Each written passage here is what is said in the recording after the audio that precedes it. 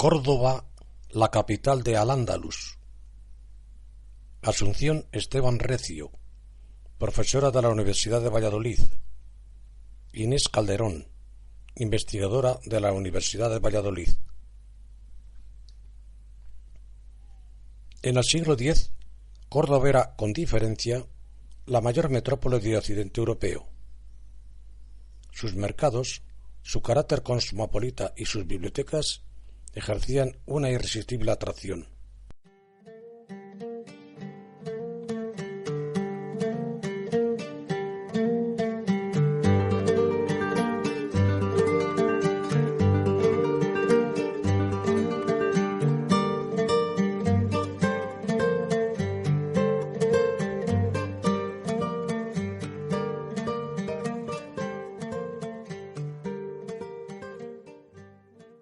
A mediados del siglo X, el viajero y cronista árabe Ibn Khalkal escribía: «La ciudad más grande de España es Córdoba.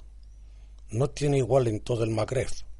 Solo en la Alta Mesopotamia, Siria o Egipto, por la cifra de población, la extensión de su superficie, el espacio ocupado por los mercados, la limpieza de los lugares, la arquitectura de las mezquitas, el gran número de baños y caravansares». En efecto, Córdoba era entonces, con sus 300.000 habitantes, sus mercados y su mezquita mayor o aljama, una metrópoli sólo comparable con Bagdad, Palermo y El Cairo, las otras grandes urbes del mundo islámico. Allí acudían embajadores de todos los reinos cristianos y mercaderes cargados con productos exóticos, así como científicos y artistas que en aquella época representaban la vanguardia del saber en el mundo mediterráneo. Desde el año 756, la capital de un estado autónomo, el emirato que fundó el príncipe omeya Abderramán I, tras huir de la matanza de sus parientes en Damasco a manos de los abasíes. Desde entonces, los omeyas cordobeses cortaron los lazos con los califas abasíes de Bagdad. Su independencia quedó consagrada en el 929 con la autoproclamación de Abderramán III como califa. Fue entonces cuando Córdoba alcanzó la cúspide de su esplendor.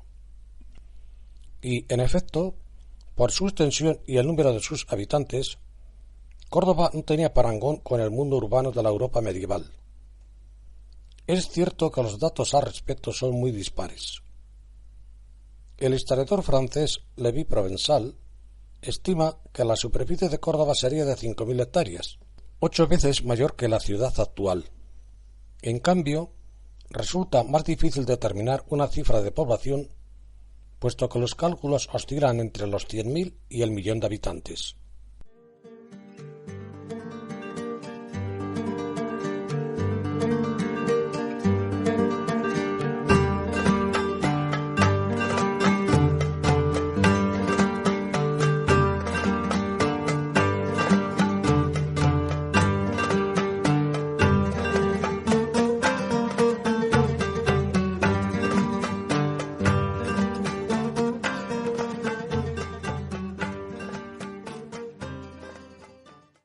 Una ciudad cosmopolita.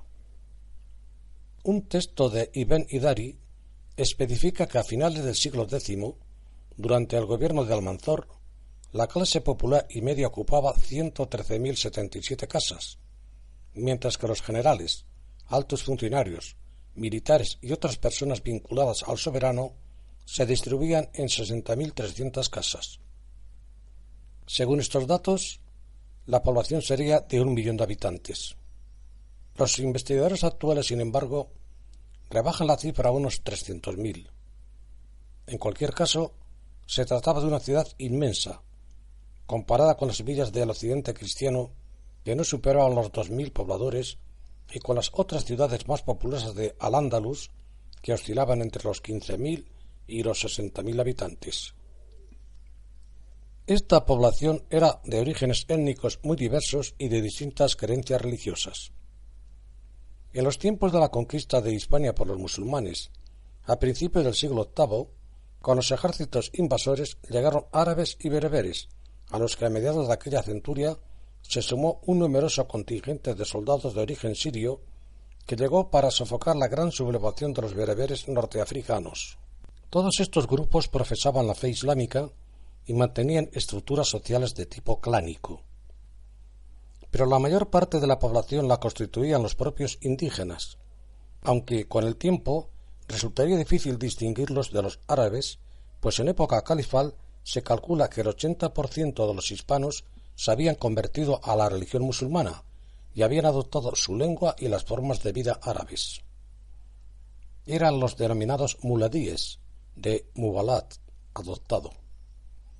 Hubo siempre en Córdoba, como en el conjunto de Al-Ándalus, el Islam peninsular, dos minorías religiosas importantes. Por un lado, aquellos hispanos que se mantuvieron fieles a su fe cristiana, aunque el contacto con los musulmanes fuese tan estrecho que apenas se les podía distinguir de estos en el aspecto externo. De ahí que se les conociera como mozárabes, de mustaraf, arabizado. Por otro lado, los judíos, quienes, al igual que los mozárabes, eran considerados por los musulmanes gentes del libro, es decir, que habían recibido la revelación divina, por lo que eran protegidos, dhimíes del Islam. A cambio de esa protección, judíos y cristianos debían pagar un tributo específico que garantizaba la libertad de culto y les otorgaba una cierta autonomía de gobierno a ambas comunidades.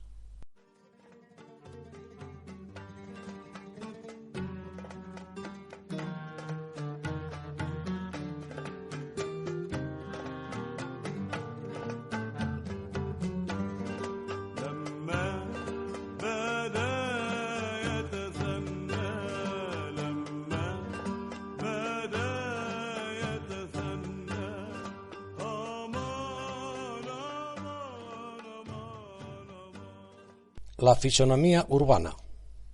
En sus orígenes, el Islam fue una civilización urbana, y ello no sólo por factores económicos y sociales. Cabe recordar que Mahoma pretendió ante todo hacer una reforma religiosa de su ciudad natal, la Meca.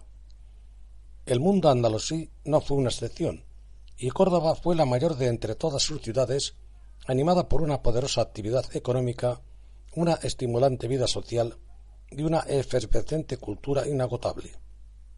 Aquí, y del mismo modo que había sucedido en Oriente o en el norte de África, el declive que experimentó el mundo urbano desde la crisis del Imperio Romano en el siglo III permitió que, a la llegada de los árabes, la ciudad pudiera configurarse según los patrones urbanísticos del mundo islámico.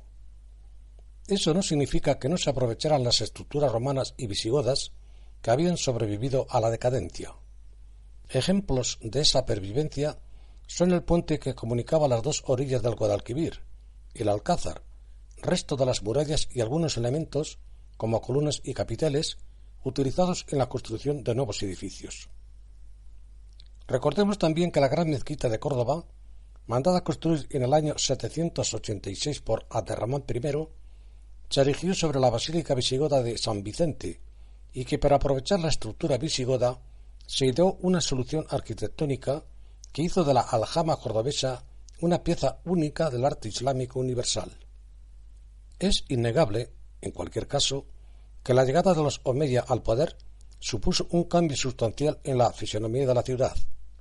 Así, con Abderramán I se reconstruyeron la muralla y el viejo alcázar. También se fundaron la Casa de Correos y la Ceca, institución fundamentales en el mundo musulmán, y se creó la infraestructura hidráulica. La ciudad se convirtió en el lugar de asentamiento de la rica aristocracia y en un importante núcleo de atracción para las gentes del entorno rural más próximo, lo que provocó la expansión de los barrios extramuros. De todas formas, el mayor impulso demográfico se produjo durante la época del califato, como consecuencia de la prosperidad económica de Al-Ándalus y del desarrollo de la burocracia. Esta población heterogénea y abigarrada se repartía entre dos zonas de la ciudad, la Medina amurallada en el centro y los arrabales de la periferia. La Medina era el núcleo principal de la capital cordobesa. Allí se ubicaban los principales centros del poder político y religioso, el Alcázar, que fue durante el emirato lugar de residencia del emir y centro de actividad política y administrativa del Estado, y la mezquita Aljama, junto a los que se encontraba el zoco, el mercado principal, la judería y otros barrios de carácter popular.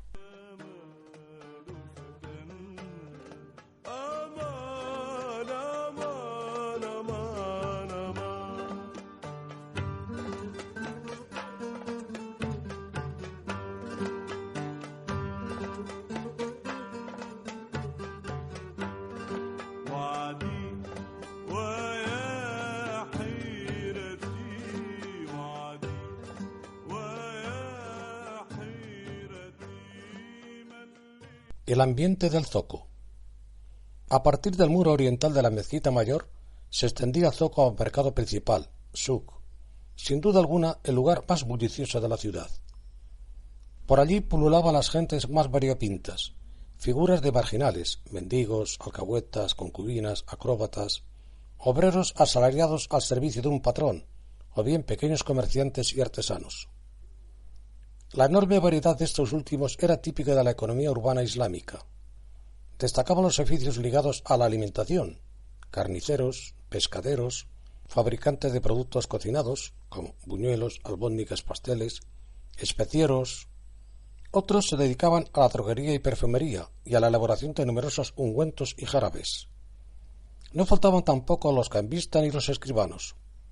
Había mercados especializados, como el de esclavos o el de libros, de los que conservamos algunas noticias. El libro era tan importante en la Córdoba califal que, según las fuentes de la época, en uno de los arrabales occidentales de la ciudad residían 170 mujeres que se dedicaban exclusivamente a la copia de manuscritos. Los productos de lujo y de importación, sedas, alhajas, orfebrería, etc., se vendían en un recinto cerrado y porticado, denominado alcaicería o zoco de las telas. La venta se realizaba en puestos montados a diario o en pequeños locales cercanos, que en ocasiones estaban adosados al muro de la mezquita. Dentro del zoco se encontraban edificios, llamados alhóndigas o fundak, que actuaban como el depósito de mercancías y posadas para los mercaderes foráneos. La vigilancia del mercado estaba a cargo del juez del mercado, llamado zabazoque en romance, de Sabid al-Zuk, señor de mercado. Se trataba de una figura original de las sociedades islámicas que revela la importancia que las transacciones comerciales tenían en la economía urbana y da cuenta del intervencionismo económico que caracterizaba al Estado musulmán. El zabazoque se encargaba del control de pesos, medidas y precios, así como de evitar los fraudes y de velar por el mantenimiento del orden.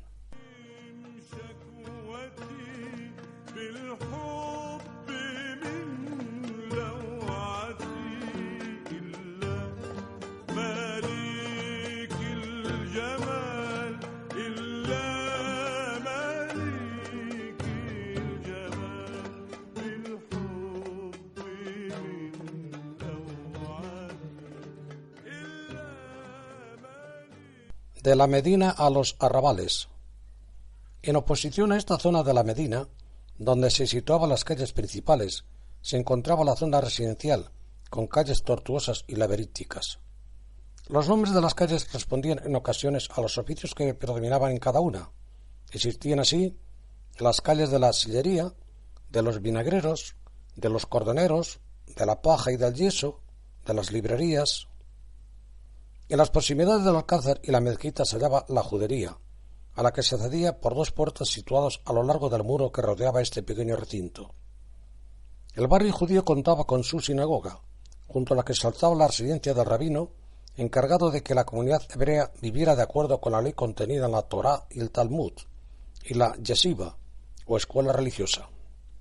Asimismo disponía de un espacio destinado a la práctica del comercio, la alcaicería, y un cementerio propio, denominado Macábar.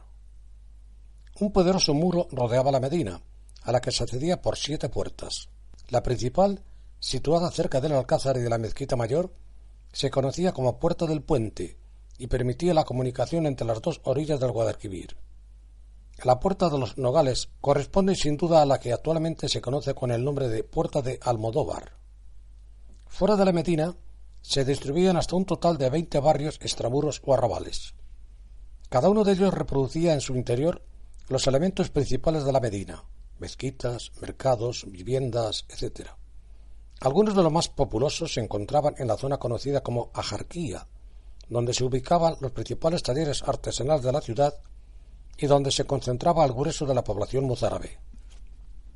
Al norte de la Ajarquía se encontraba la manufactura real de tejidos, el Tiraz, donde, según Ibn Jadkal, se fabricaban diversos tejidos de lana, entre otros el más bello terciopelo armenio que se puede imaginar, que se vende muy caro, sin contar los tapices de hermosa calidad. En los tejidos de lana tintada y en otros tejidos, a los cuales se aplica el tinte, hay maravillas obtenidas con hierbas especiales de España. Se tintan fielmente del Magreb, excelentes y costosos, y seda, con los diferentes colores que se prefieren para el azúcar y la seda cruda. También se exporta brocado.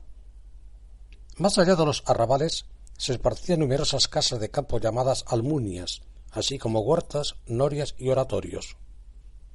Había también lugares de recreos llamados musallas, que eran llanuras donde se realizaban fiestas de tipo religioso, aunque en ocasiones también se utilizaban para organizar ejercicios militares. A diferencia de los cristianos, los musulmanes enterraban a sus muertos fuera de los recintos urbanos, en los cementerios llamados mazbaras. Los difuntos recibían sepultura envueltos en un simple sudario, de costado y con la cabeza en dirección a la Meca. Las tumbas eran simples estelas o lápidas, en las que sólo figuraba el nombre del difunto y la fecha de su deceso, sin ninguna referencia a su estatus social o a sus logros, de acuerdo con el principio de la igualdad de todos los creyentes preconizado por la religión islámica.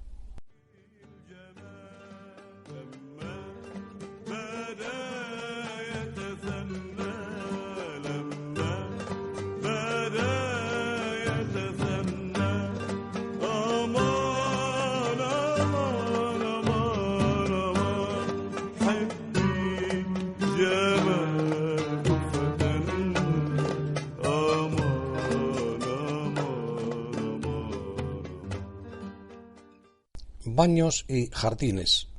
La Medina y los arrabales contaban con numerosos baños que se convertían en importantes lugares de encuentro y convivencia ciudadana.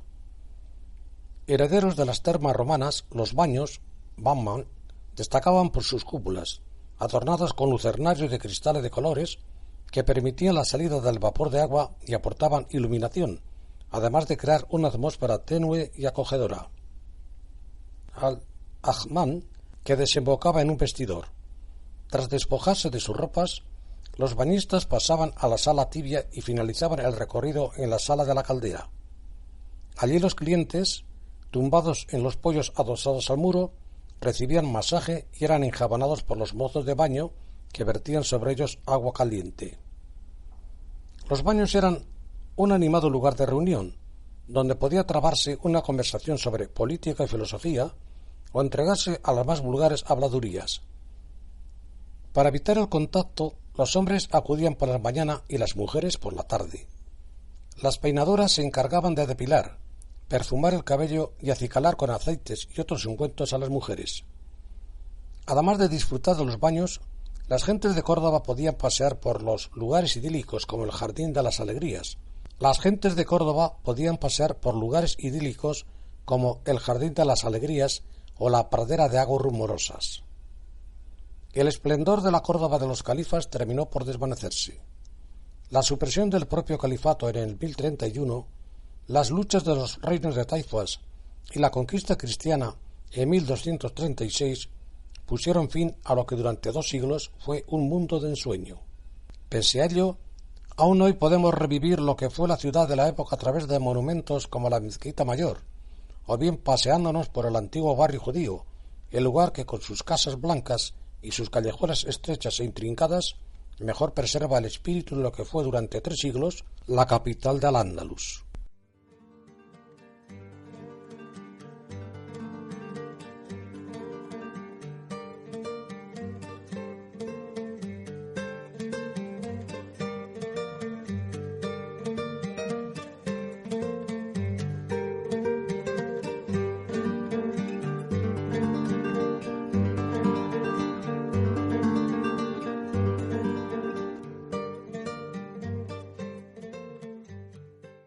El gran templo de Al-Ándalus. El núcleo originario de la mezquita de Córdoba data de tiempos de Abderramán I. Se construyó entonces una sala de oraciones de 11 naves, perpendiculares al muro que la cierra, la quibla, así como el minrat, abierto a la quibla, desde donde el imán dirigía las oraciones.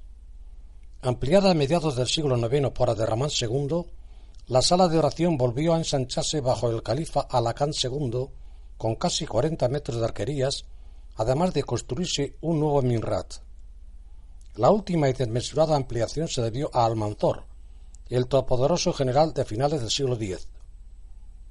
Poco antes, Abderramán III había mandado construir un impresionante alminar que se remataba con 3 soles que ellos llaman granadas, considerado el más bello de Occidente, al tiempo que restauraba el patio donde los fieles se lavaban antes de entrar a orar. Así se erigió el principal símbolo de la dinastía omeya hispana, que aún hoy nos deslumbra con su belleza.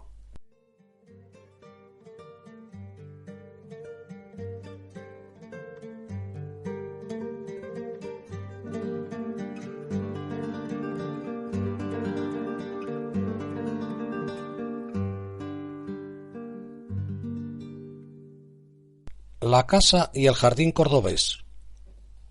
Las casas cordobesas, como en general las viviendas islámicas, se caracterizaban por la escasez de aberturas al exterior.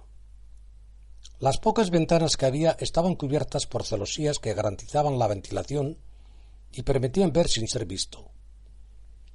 Habitualmente eran casas de 2 pisos. Se accedía a ellas mediante un zaguán que conducía a un patio central, a cuyo alrededor se disponían las habitaciones.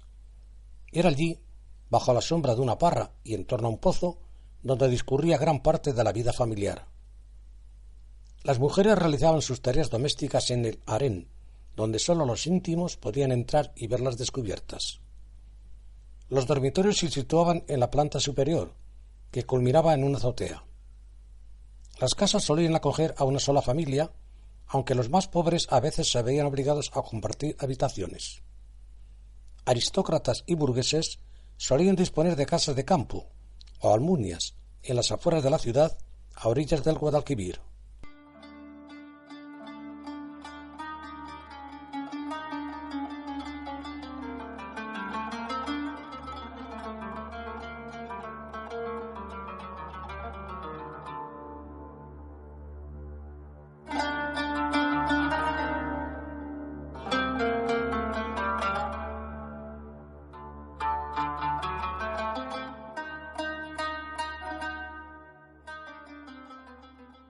El primer califa de Córdoba. Al proclamarse califa en el año 929, Abderramán III se propuso hacer de Córdoba la capital de todo el mundo islámico. De ahí sus esfuerzos por engrandecer y dar lustre a la ciudad, poniéndola a la altura de sus propias ambiciones. Ordenó así la ampliación de la mezquita mayor, mandó construir el palacio de Medina Azahara e impulsó obras como la reconstrucción del zoco y de la casa de correos, devastados por un incendio, así como un gran acueducto que abastecería de agua potable a la ciudad. Hijo del emir Mohamed y de una princesa vascona, Abderramán tenía una apariencia muy poco oriental. Según los testimonios de la época, era de tez blanca, ojos azul oscuro, rostro atractivo y corpulento. Sus leales exaltaban aún más sus cualidades personales: altura de miras, limpieza de alma, valentía de corazón, firmeza de espíritu, fecundidad de juicio, energía de resolución, capacidad de inteligencia.